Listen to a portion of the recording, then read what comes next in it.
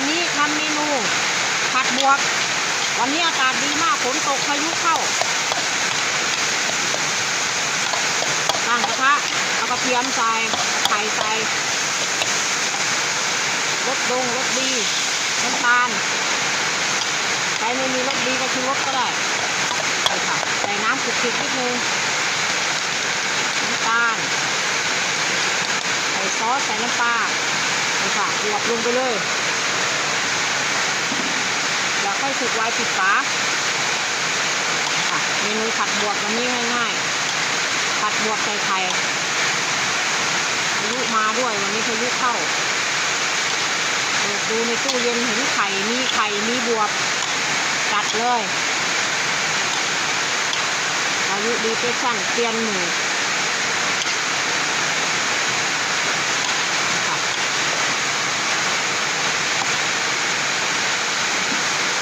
น้ำสุกๆไม่ต้องเยอะมากเพราะว่าเดี๋ยวบวบมันจะมีน้ำออกมาง่ายมากใส่พริกไทยเล็กน้อยใครจะใส่น้ำมันหอยก็ได้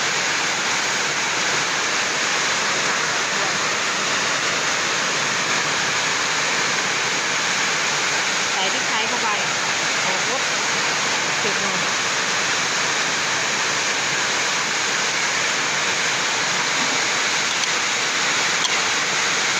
รุนแรงมากตั้งแต่ตี 2 ตี 3ตอนนี้ยังไม่หยุดเลย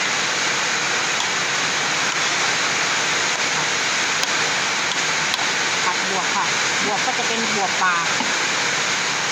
เสร็จแล้วปิดฝาเลยค่ะ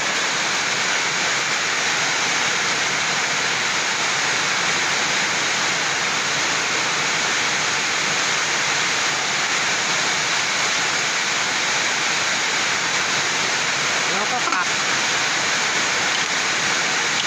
พอบวบเริ่มนิ่มพอมันสุกก็ปิดฝาใช้ได้เรียบร้อยค่ะผัดบวบเมนูผัดบวบ